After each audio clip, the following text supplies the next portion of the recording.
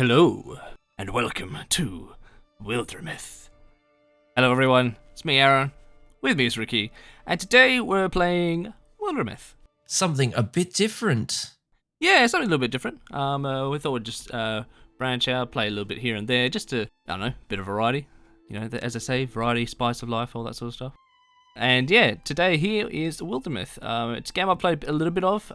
These characters you see in the background are actually, I guess, saved characters. So if you've never played the game before, it is like a procedurally generated roguelike RPG game with story. So the quests are not so much procedurally generated, but the loot is, the story, so the interactions between the characters are, and that. And as you complete the missions you've got and the quests you've got, some of the loot in that carries on to your next playthrough. So these characters here have completed a mission, like a quest series, and so they can either appear in other quests, or their weapons and stuff can appear in other quests, and they are actually stronger than the normal stuff you pick up. So that's sort of roughly how the game is, sort of a roguelike-ish, I guess. That's pretty cool. Yeah, I haven't played this game. I've had a little bit of a look at it, you know, when you mentioned you wanted to play it, and I thought it looked really cool, especially a lot of the procedural dialogue and all that sort of stuff. That, I mean, we'll see how it plays out, but that sounds really interesting to me. And it's pretty cool that these characters here on the menu are ones you've had before. I sort of like when games do that, you know, add into the menus or things like that. It's just a cool little touch. But having a look at him, right, you got mate on the left, you know, he's ready to go. He's got that staff ready to unleash some arcane magic. Oh, mate there's got his elven eyes looking at the distance. The woman there's ready for, you know, to head on. And the other one looks like they don't really mean to be there. She's just too socially awkward to say that she didn't actually mean to sign up for the adventure. She thought it was just like a role-playing group. And now she's stuck with a bow fighting monsters. Like, look at her face. She's like, oh, God. Yes, the art style. I like the art style. It's sort of simple and no, it's great. Unique, and it makes it really interesting for the game to have scenes and that be more random, because the art style is easier to sort of make and draw. But yeah, you do get some expressions. It's just that expression. It's just like, oh God, I don't want to be here. I want to be at home having some soup. All right, well, I guess we'll just dive into it. We'll dive into it. So obviously we can continue the story, but we'll go a new story for us. So initially with the game, you will only start with a few, I think it's 3 or 4 here. And as you go through the game, you have to go ahead and complete the quest playthrough to unlock more. And so I think I've completed 2, and it's sort of unlocked more of these. And as I said, there is more replayability, because each time your character is going to be slightly different. So this is the original, just a 3-chapter story. It's geared towards new players. Face off against the implacable Gorgon leader, Ulstryx. They got the Enduring War. That's I think a 5-chapter story. They've got Monarch out of the Mountain. So yeah, they go a bit. But for today, we'll just go with the base one. Yeah. You may have already played the game, may have already seen it, but it's probably just a bit quicker and easier for us to go with. If you guys do happen to enjoy this, playing around with this and that, and want to see a bit more, then we can always go and try one of the other chapters and that.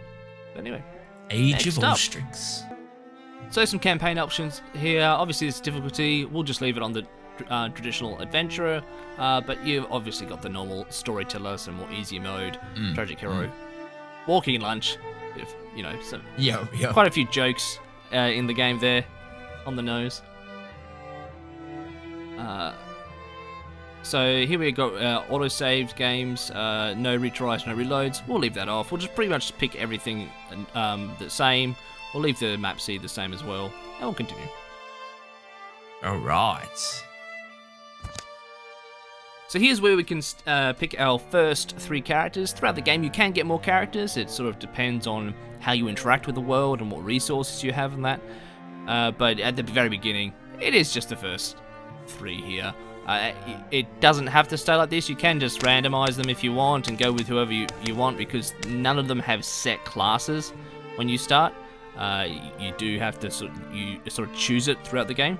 But if you want to change their appearance, maybe how they interact with each other, that sort of stuff, then yeah, you can do that. Let's have a look. yeah, you know what? That'll do. Future warrior, future hunter, future mystic. As I said, you can change them all so that you can have all mystics, all hunters, all warriors. That's fine. But yeah. Hey, look, it's almost the same name as Ricky. It's Rickle. Rickle. Yeah, there we are. That's Rickle. So we can choose these Now I guys. have an emotional attachment. Don't let him die. Yeah, now you have an emotional attachment Just to him. watch him get his innards ripped out and just be like, well, I'd be where I die. Yep. Now I will quickly click on Rickle so we can actually have a look here, and you can go into more depth. Obviously, you can change the name. So at the moment, we've got Rickle Grim, male, masculine. Masculine A is the voice. Now the voice doesn't really do anything but make those traditional like sounds. Like they don't actually speak. There is no voice acting in the game, and you can have them attracted to people. Apparently, you're attracted to men. We'll go with it's not just to make it. It's not me. A little bit more. What do you mean? Apparently, that is true. It's not you. In that case, you didn't say apparently he is. You said apparently you are. That is true. I've already connected him to you, Ricky. It's too late. Apparently you are. That's a very all right. Statement. It's Rickle. It's not actually Ricky. So to slightly change it, he'll just be attracted to anyone. Yeah, here we have like romances and rivalries and children, that sort of stuff. That does happen, and when you go to the next sort of quest chapters, if you continue to use the same characters you have, their relationships will continue too. So you can start with having, say, your base 3, but in the next chapters of quests you do, you actually have a child accompany you, as not an actual child, but a grown child. An adult? Yep, an adult. That's what they're called. Child. You know, one of the children of your previous heroes, who's now an adult, will actually accompany them, and their character will be a mixture of the parents. And so yeah, you can customize the face, the shape of the face. You can customize the features and that hairstyle. Oop, there we go. And facial hair and all that jazz. Colors as well. Size, you can even make them taller, thinner, that type of thing. And then the only other thing that's probably slightly different to a lot of other sort of like RPG games where you can change the stuff is their aspects. Some other games have similar things, but these aspects sort of determine a little bit in how they interact with each other. And you can change all these if you wish. We'll just leave them normal. But yeah, he's young, so he gets +5 charisma. It's a passive. He's a human, so you know he's got all that. He's a bit weird. He's a bit thorny. He's destined for something great, but he's also a farmer. And so, as I said, you can change all that sort of stuff. There's no relationships at the moment since it only just started. And you got some stats. Different bits and pieces down here. Oh, nice. Offense, defense, health, and this sort of stuff affects the story with their personality, I guess. Yeah, I guess charisma for how you speak to people, tenacity for how you pursue your goals and such. Makes sense. So yeah. Alright. We're not going to go and do every little thing. If you guys want to see us do something more of a customized thing later on, we could always do that. But for now, we'll show you a bit more of the game, so you get the idea that each one of them, depending on the attitudes you choose for them, will have a certain personality. So he's a snarky goofball. I've got a bookish greed wagon and a bookish peacemaker. So it'll be interesting to see how they couple of they nerds. Roll. Yep. So the world is procedurally generated as well. I saw there was a map seed, so obviously the world is seeded differently. Yes, so this is I've played this chapter through already, and already I can tell you that the map's different. Cool. And so this is sort of like it's a very very storytelling ish way of playing the game. Yep. So it starts with this book. Ooh, darkness. There's room in it for another story. Because as I said, the game's split up into chapters. So the idea is it's a big book of stories and that. It's cold. I'm stuck here. Live or die, what I've seen here could help someone else. Maybe they'll find the book and my bones. I hope so. Oof, bleak. Right, and this is the beginning. Here, in the yondering country, something in the woods is very strange. Bit of shadowy stuff. Oh, it's daytime. Just some photos of the season, trying out different exposures. Yep, exactly. See, here we are. Bothered only by aching legs, a young man named Rickle takes the seasonal road to the town of Hollinghorn. How long would they believe... Wait, what? How long would they believe me if I pretended I lost my voice? Ah, okay. Apparently he doesn't want to say something. I bet I could get him going. Maybe not Milo. Melio? Milo. How are we going to pronounce that? Melio. Yeah, Melio. So, Melio's the one of the other characters I think we've got. So, breeze is light, the day birds are timid. In fact, the whole world is taking a breath, ready to leap into the sea. I'm there already. Ah, here's the hard part. Getting Amos out of the house. Wonder if his bread baking idea ever worked out. Oh, what? So what? Baking bread? How is that hard? Well, maybe I guess it's a business. Never having really baked bread. But yeah, maybe it's a business. Bet you it was a ball ache back then. Yeah, exactly. Gotta thresh the wheat and chaff. You know. That's it. You gotta do it all. You can't just go buy a bag. All right. It seems to be smoke. Some Smoke. danger in the village, perhaps. Ooh, fluttering flames. Roost among the far-off rooftops. Rickle hurries towards the town, thinking of Amos, a young man who is known since boyhood. All right. So here we have the choices you can make. And they'll affect the story and how the characters interact with each other. For now, we'll just stick with the friendship. So, Yeah. Yeah. Fires. Tell me it wasn't you this time. It's the whole village is on fire. It's like, it wasn't you this time. Wait, this time? You set the village on fire? Yeah, I'm guessing before? he's done it before. Okay, here we go. And this is the battle screen. So every time you go into a mission, it is essentially this. Even if you don't actually fight anything, you'll still end up going in this, and there'll be like a space you need to get to, or work your way around. But yeah, it's a grid-based layout. You have a certain amount of moves, and then you've got an attack as well. At the moment, there's no attack. We don't have a weapon. And then obviously down here you'll have your actions you can do. At the moment, you simply move and to wait. So we'll just move up to here. And see you can double move. It's much like if anyone's ever played like the D&D rules, I guess, sort of tabletop thing. A lot of other games use it as well. XCOM. Yeah. If you move once, that's fine. You can always double move, but then you can't attack as well. So Yep. we'll make our way up. Yeah, I guess more when it comes to gaming, a modern one, XCOM.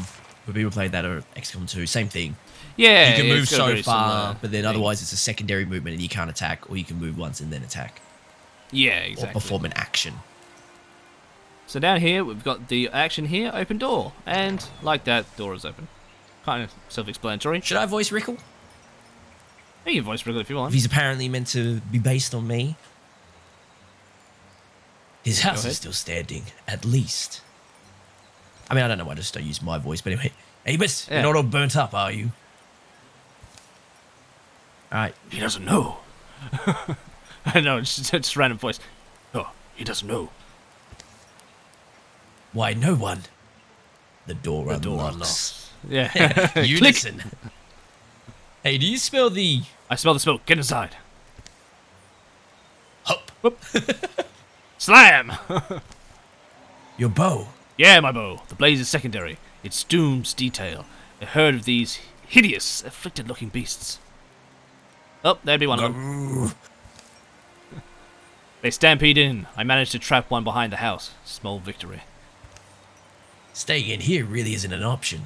Right, so, here, I've got some tools around. You're stronger than I am. You can swing something pretty good.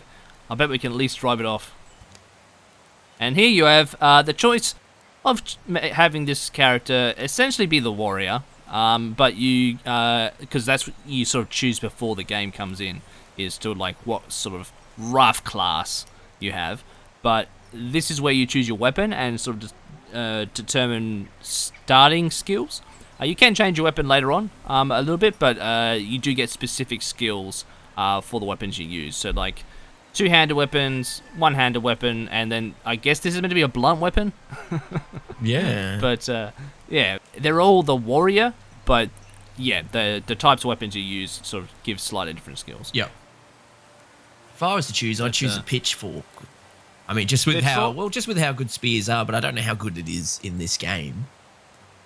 Well, it gives you a bit of a reach, I think. So I think that's really something useful to use. It can be killed, right? If we're steady and methodical, we can manage it. Things can't be invisible. Just don't take any dumb risks. And done. And so yes, here we have the foe card. So throughout the game, you will have different types of foes, and they'll all have their own card. And as the chapter progresses, more and more types of foes will appear, or your foes will become stronger. But we'll get more into that after this fight. Alright, so you can move the camera with W, A, S, and D. That's what I'll be doing here, just make it a bit easier. But we'll go in more. Guess we're going to go out that door. It's behind the house, is it? Mm-hmm. As you can see, we can attack scenery and stuff. So if you there are interactive objects such as fireplaces and beds and that, and you can interact with them, attack them, move them sometimes. But for now, let's kick some ass.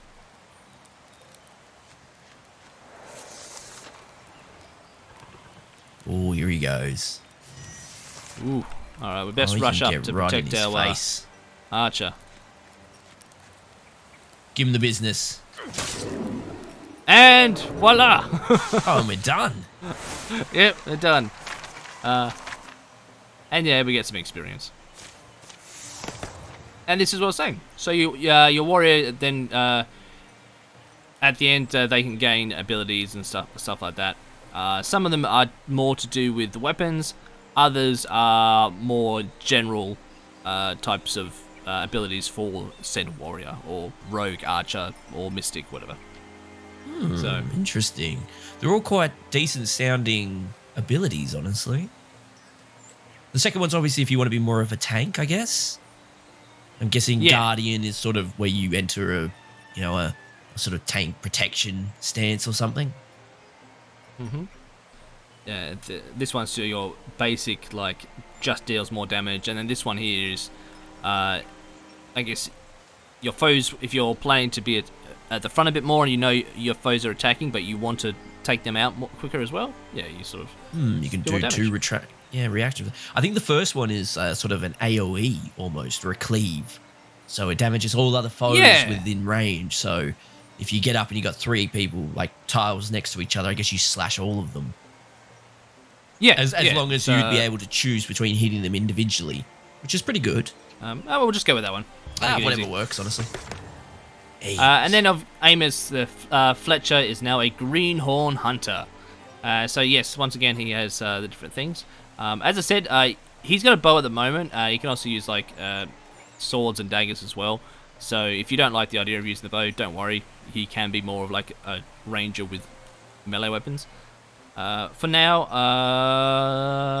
I'm going to have +1 pierce, because creatures and that do get sort of like armor and stuff like that as well, and so having pierce just helps get to that. So is it better? And then you get items, yay! How does the poison work? Because I did see how to poison something. Poison's sometimes pretty OP in certain types of games.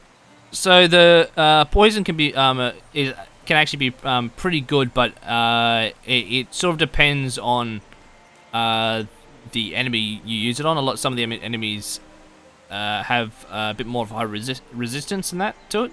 So there are resistances and everything. Overall, I usually do get the poison a little bit later on once you start fighting a few more of the mobs. Because while it's not the strongest ability, when you can sort of throw it and it goes over a group of enemies, it can just prove useful, just whittling them down a bit. Getting some of those people hiding in the back. So here we just got some bracelets of grace, just as +5 dodge. essentially. Rickle, I guess, because he's more likely. Yeah, to I be guess we'll just getting put hit. that in Rickle so that he can, if he's gonna be a frontliner and that he can dodge a bit, and so we'll claim that. There we go. I just shot a monster. I hit it, didn't I? Did I hit it? Lie to me if you have to. Well, I don't remember you doing shit, mate. I remember coming out and saving the fucking day. I mean, that's the expression on my face. It's I like, agree. The creature's death is quiet. It seems to slip from life in this few stunned, hazy blinks. They'll spend a piece of the day getting... What? They'll spend a piece of the day getting the flames under control. Okay. I would have written that slightly differently, but... The damage isn't as bad as it could have been. Townsfolk emerge from the hiding to fight fires and clear debris, some full of curiosity, others visibly haunted by what they've seen. We should go, Milo. Milo is alone, which isn't necessarily worrying, but just anyway, a promise is a promise. Malio? Malio. Oh, that's right. We decided on Malio, didn't we? Malio, yeah. He's at the ruined tower by now. Anyway, what about my house? No one's going to steal your stuff. Malio will be waiting for us. What happened today could be happening everywhere, couldn't it? I've already forgotten what his name is, Malio. Something about that tower is just Malio. Stuck in my mind. It's like when you get an apple skin in your teeth. That's a bit of a weird analogy. Yeah.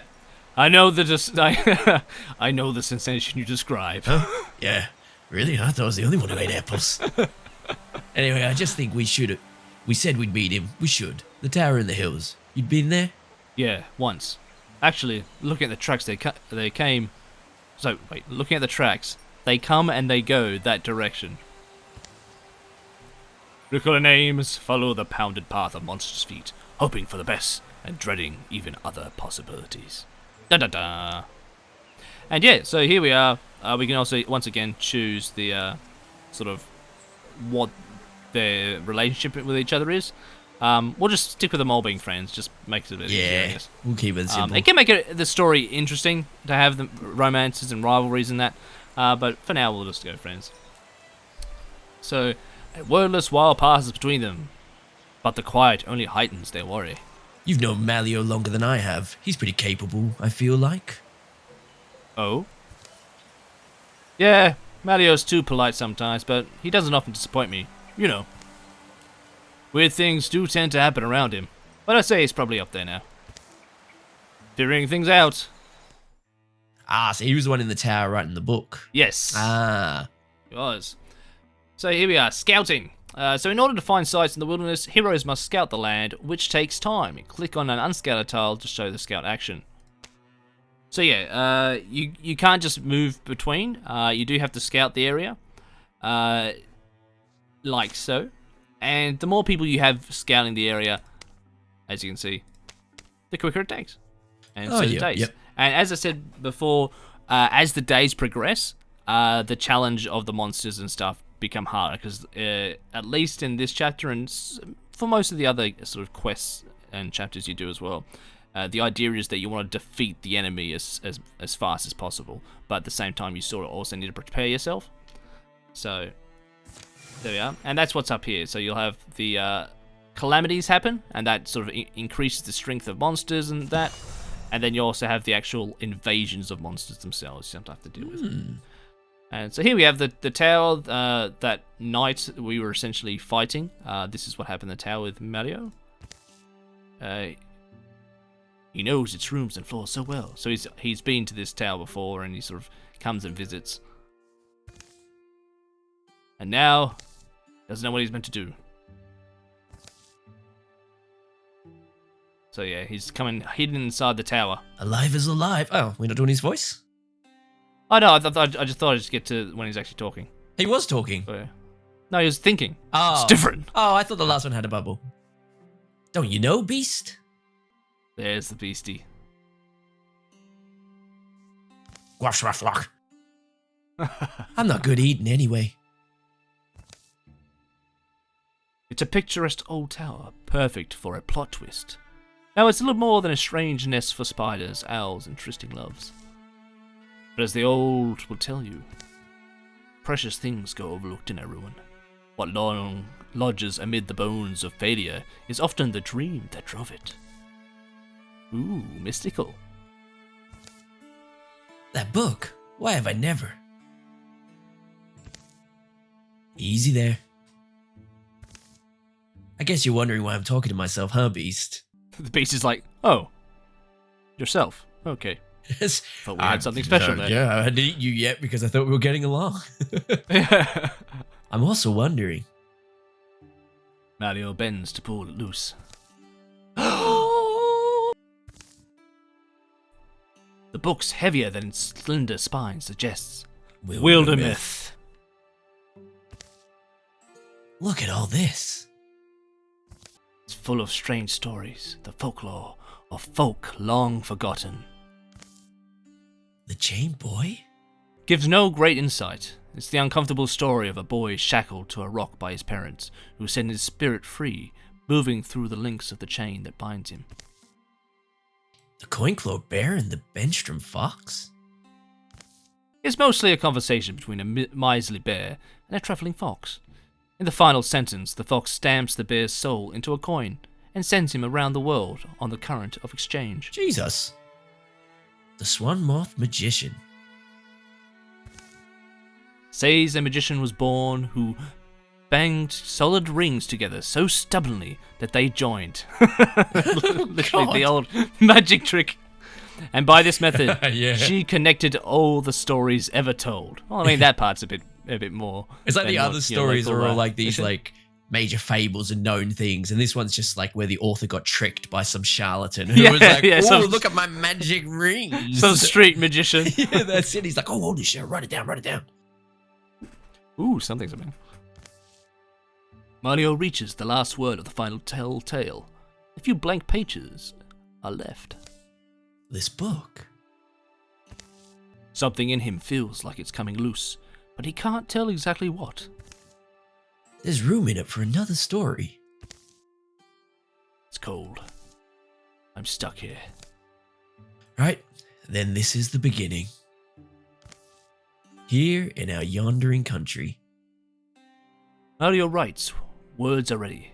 Omens have formed in the fabric of everything, and he's beginning to recognize them now. Some are just misgivings. They crept through his body like the sourceless aches one wakes with. Soulless? Wait, what? Sourceless. Sourceless? Yeah. Others are more substantial. Now they seem lightning plain, a promise of thunder. For in the wild, black woods where birds once bellowed, a hateful silence churns. Dun dun dun. Cthulhu looking motherfucker. Cthulhu. Yep. Pain lights Mario's head. I made it to morning? He lowers his bleary eyes. His story lies before him in luminous script. Empty pages have sprouted behind it. Why do I feel powerful?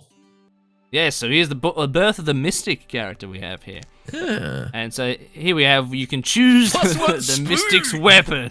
Yeah. Your option is a spoon or a staff. Yeah, so it pretty much means that at the beginning that they're making sort of jokes as the weapons you sort of get. Yeah. But Valio the spoon is the spoon. Yeah.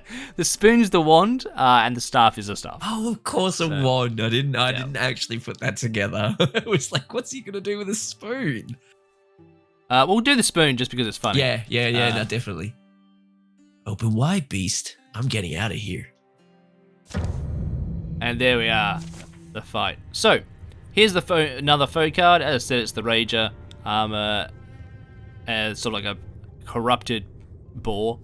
Just charges. Now, magic works a little bit differently in this as opposed to other games. You're not so much throwing fireballs or lightning bolts or anything like that at people. You're actually sort of connecting your spirit to the spirit of objects and things. So let's move up. Yeah, it's saying up the top, use interfusion to kill from a distance. I see there's a move called interfuse. Yep, so interfuse, we click on it. We can then go ahead and click on any of the objects that are in blue. And depending on what object you click on, it does a different thing. So if we hover over, say, the bookcase, it does shark tap. Shark trap, I should say, sorry. Oh. It does 2 true damage. And they can also pin the enemy as well. That's cool. That's cool. And then if we go over here, Constrict. Again, does 2 magic damage and has 6 range, and can give hobbling. And then if you want to do sort of like the actual like proper like fire damage and fireball, you actually have to go to like something like here, a lamp or a open flame of some sort, and it will actually do fire damage. That's cool. So yeah, it's an That's interesting, an interesting system. way of doing the magic. So what we'll do is, I wonder if we can. We'll do it to the door. Just boom it in its and face. then, as you can see down here, you can then use the ability that the door gives you. You can infuse multiple things. I think that as you level up, you can infuse more and more. But eventually, you can only infuse so much.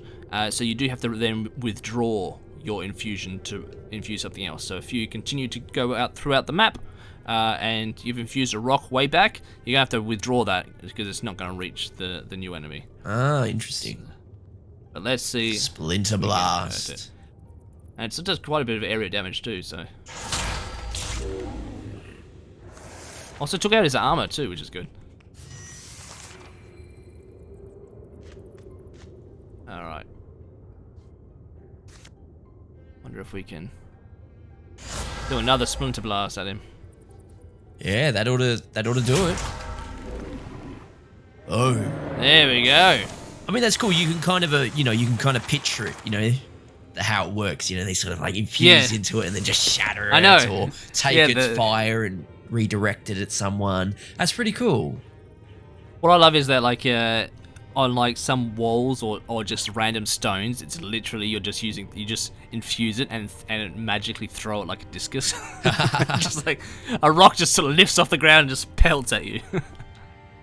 And yeah, once again, it's leveled up. As you go through the game, new skills will come about. You can re-roll with, I think it's like legacy points or legend points or something, but we don't actually have any up here. Legacy points, there we are. And you can do a few other things with legacy points, such as helping hold back the hordes, weakening enemies, that sort of stuff. Now, once again, all pretty cool sounding spells. Being able to move an enemy where you like in Compulsion, that could be very handy. But Indignance, so if they do manage to get close to him, he hurts them. And then the other one sounds like you sort of spawn a tree, and that allows you to sort of crowd control. Pin people in place. Like crowd control is good. Yeah. I like the idea of crowd control. Yeah, crowd control is always handy. Here we are. Oh, and he got himself a Fern Shadow Cloak that adds dodge as well. So yeah. Nice. Claim. If you do end up getting, like, I'll go back one just so I can show you. If you do get items that you don't want or you aren't as good as what you've got, you can actually salvage them for materials that you can then use in the overland map and that when building, like helping villagers protect themselves, that sort of stuff. So a question on that. If you decided you don't wish to do it and you don't salvage it, do you just lose the item, or can you hold on to it and give it to another character? No, you can still hold on to it and keep it with the character as well. Cool. More monsters roam the ruined halls and rattle in the rotting furniture. But Merlio moves quietly, sensing his way in the dark. He's even got his little cloak on him now, which I love. Yeah, that's a cool touch.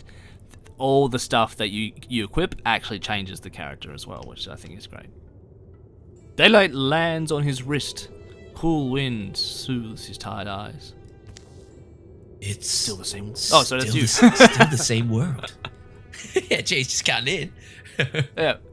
He closes the tower door, gentle to make no noise. That was the mystic art that I did. Right, Tower? Where'd I get it from? Could it have just happened? Is it just one of those things? The things a man's born with. I don't know. Maybe he sounds the same in his head. That might blossom in the life when he needs them. I suppose wherever it's from, all I can do is have gratitude and use it wisely. Melio. We don't know who's talking. We don't know who's talking. Maybe they both yelled at the same time, like, oh, Melio. Are there books on this? Perhaps the first order of doing is to gather a little knowledge. Melio, you're all right there. Hey, Melio, something happened? Yeah, I forgot you two were coming. I'm sorry, I just had the weirdest night and day, and Rico and I... yeah, no. jumping in there, thank you, sir. Rickle and I only barely made it. It didn't have the little line, so I didn't know who was talking. I know. And then as soon as I said Red Rickle, I was like, oh wait, no, he wasn't with them. Yeah, see that smoke on the horizon? That's from the town. Yeah, the Swanmath. That's Swanmath? Swanmath? Wait, was that the That's town? I thought it was Swanmath. called something different. I can't recall, actually. I thought they called it like Hawthorne or something. Hearththorn or something, yeah. Yeah, oh well. It burned? Guru, apparently. It just sounds like Nixon from Futurama. Go. Things are different than where we were. Yeah. Well, I don't know if you've ever seen something quite like this. A monster? Sure we have. We slay monsters. He uses the royal we there, because technically the other guy hasn't done anything. Yeah, true. Okay, well, I do magic. Like, Yeah. it's just this little flex happening. Well, I have 10-inch dongs. Fuck you, sword boy.